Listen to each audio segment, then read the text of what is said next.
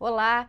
O complexo petroquímico do Rio de Janeiro era uma promessa de desenvolvimento econômico e social para o Estado. O projeto foi anunciado em 2003 pela Petrobras ao custo de 6 bilhões e meio de dólares. A construção do complexo em Itaboraí, município da região metropolitana, chegou a empregar quase 30 mil trabalhadores. Mas a crise na Petrobras, envolvendo denúncias de corrupção e problemas de gestão, atingiu em cheio o Comperj. Os custos já ultrapassaram 21 bilhões de dólares. E os contratos com as empreiteiras responsáveis pela obra estão sendo investigados pela Polícia Federal. Eu vou conversar sobre esse assunto com os deputados Luiz Paulo e Dr. Sadi Noel. Bem-vindos, deputados. Obrigada pela presença. Gostaria de começar falando o que a gente pode esperar do Comperj daqui para frente. Quais são as perspectivas? Olha só, o Estado do Rio de Janeiro tem a sua economia fortemente interligada ao petróleo e gás. Nós costumamos dizer aqui, os dados assim o comprovam, que 1/3 do produto interno bruto do nosso Estado deriva exatamente da atividade de petróleo e gás. E o Comperj veio para a região de Itaboraí, né, com uma grande esperança de desenvolvimento econômico e social para o leste do nosso Estado, né? Itaboraí faz parte do leste do nosso Estado. Ela tem até um consórcio que é chamado Comleste. Dos prefeitos dos municípios. 15 municípios. E, inicialmente, estava previsto para lá, né, por isso que é Comperj, que ia ser um polo de gás químico, né? De gás químico e também um polo de transformação de óleo pesado em plástico. Isto chama-se, por isso que é petroquímico, né? Sim. O petróleo com a química de transformação. Bom, no meio do caminho, 6 bilhões de investimento. No meio do caminho, fruto da grande crise de combustíveis que o Brasil passou, pelo enfoque que o governo federal deu de querer apostar toda a sua política industrial na indústria automobilística, o Comperj virou 2 refinarias. E nenhum dos 2 projetos aconteceram. Agora, com uma crise da Petrobras, com a Operação Lava Jato, né, investigando corrupção e má gestão, o Comperj está praticamente paralisado. E aí vem a nova direção da Petrobras, anuncia um plano de negócios, dizendo que, inicialmente, eles querem transformar o Comperj num local para beneficiar o gás que vai sair do pré-sal. Quer dizer, é uma terceira utilidade num curto espaço de tempo. E que, se arranjarem um parceiro, vão concluir a etapa da primeira refinaria. Talvez, se a gente somar tudo que já investiu lá, esses mais de 20 bilhões de dólares, 75% do Comperj para virar a refinaria esteja concluído. Mas faltam 25%.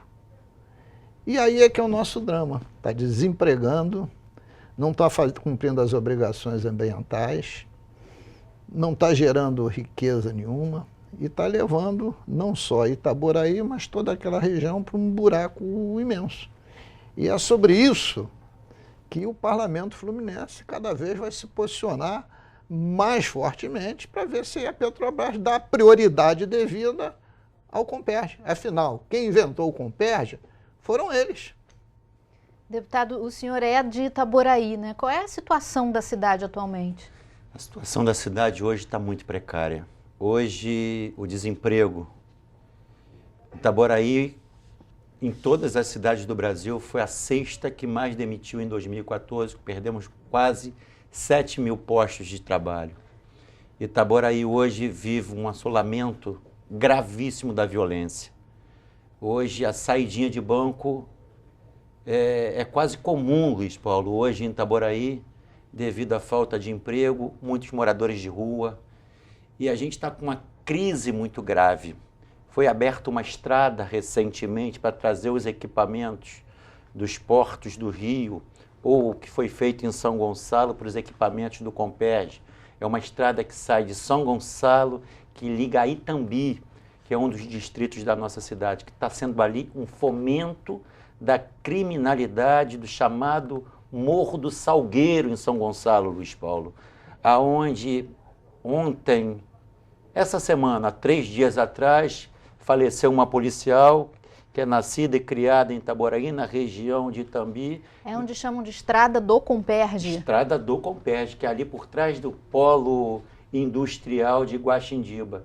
Então, a cidade hoje encontra-se completamente desestruturada, o comércio caiu mais de 30%, a gente tem lá uma rede de hotel que é instalado na chegada da cidade, onde só funciona 50%, e pelo que foi informado, deve fechar. A gente está com as locações com muita dificuldade, e principalmente a infraestrutura da cidade, que antes do Comperge era baseado no emprego da Prefeitura Municipal e das cerâmicas, Luiz, que é um tema que a gente vai ter que se debruçar novamente aqui nessa casa, de um incentivo aos ceramistas da região Centro-Oeste, porque vai ter que voltar a empregar via cerâmica, estão sendo inviabilizados por causa do alto custo dos nossos impostos sobre os produtos cerâmicos da região. Então, é um momento muito difícil. Se eu não me engano, é o momento mais difícil da região Centro-Oeste fluminense. E para priorar isso, ainda vem a crise dos estaleiros, Luiz, que afeta diretamente também, afetado pelo Comperge também, que já veio a desempregar em Niterói e São Gonçalo, mês passado, mais de 3.000 pessoas. Deputado, quando o Comperge estava a pleno funcionamento, né, as obras, houve um aumento populacional muito grande, o senhor saberia dizer, em Itaboraí, muitas pessoas se deslocando para lá, a cidade cresceu de uma maneira controlada ou descontrolada? Como é que foi esse... O crescimento de Itaboraí é completamente desordenado. A gente não tem infraestrutura de governo, né? Houve aumento de moradia informal? Houve aumento de moradia informal. A gente não tem infraestrutura na saúde. Recentemente apareceu num grande jornal aqui do Rio de Janeiro a infraestrutura da saúde nossa, que há 10 anos atrás, Luiz, a gente tinha em Itaboraí 5 hospitais, ou particulares ou públicos. Hoje a gente só tem um. O único hospital estadual que nós temos em Itaboraí, que é o prefeito João Batista Cáfaro, não atende, não é aberto ao público, só serve de regulador do Hospital Alberto Torres de São Gonçalo. Então, é uma situação... Escolas não foram construídas, postos de saúde não foram construídos, foram gastos, Luiz. 2013 e 2014 em Itaboraí, só de ISS, Luiz, eu vou te falar mais de 500 milhões de reais, que a gente não sabe aonde foi investido, porque você não tem infraestrutura de saneamento, você não tem a infraestrutura de esporte, de cultura, de lazer, e a infraestrutura, só para a gente imaginar hoje, o servidor público contratado na cidade, hoje não o efetivo, mas toda a área terceirizada do município hoje está 3 meses sem receber. Então é muito complicado. Uma situação crítica. Ô, Fernanda, olha só. Pois não, deputado. Não há como o governo do Estado, quando digo governo, as instituições de Estado, isto é, o poder executivo e o poder legislativo, não se posicionarem de uma forma muito forte para chamar o governo federal e a Petrobras a responsabilidade para concluir o Comperge. O Comperge está servindo hoje como elo desagregador de toda a nossa região do Conleste. Não é admissível que a Petrobras apresente um plano de negócios prevendo investimentos de 300 milhões de reais, que só dá para fazer a segurança para aquilo não ser ocupado ou se roubem tudo que está lá dentro, alegando que vai buscar uma parceria. A gente vai imaginando aqui, parceria de quem? A gente olha o horizonte, parceria internacional. Só tem a China. Mas a China acaba de estar numa crise aguda, onde suas ações na Bolsa de Valores despencaram. Né?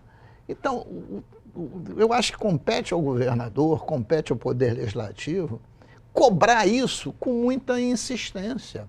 Porque, volta, Desaba o Comperj, desaba a indústria naval. Né?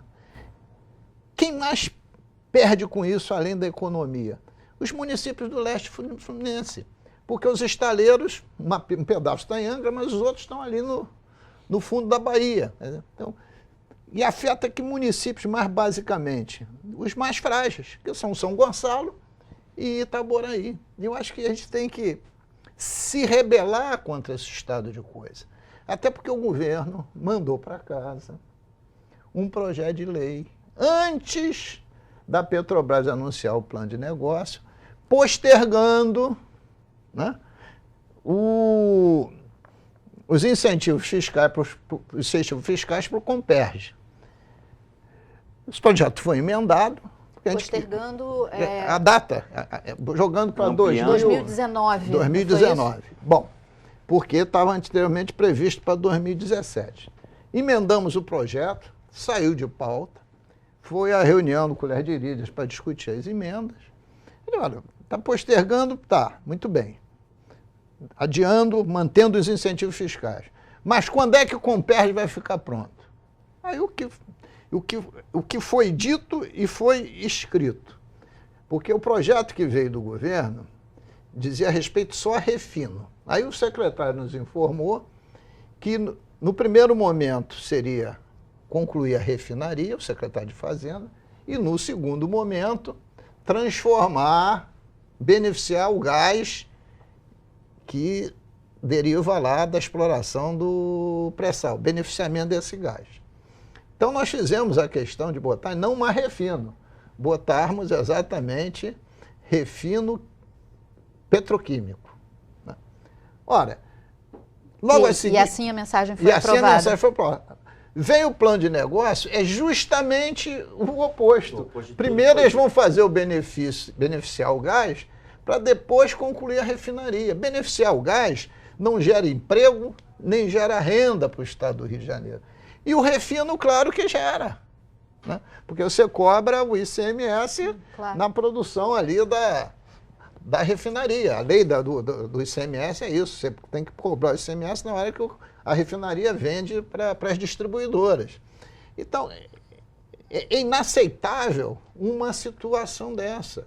Não adianta o Estado buscar negociações, não, porque a Petrobras está devendo de uma discussão de ICMS 500 milhões de reais. A gente não está falando de 500 milhões de reais, a gente está falando do nosso futuro, do futuro dos nossos municípios.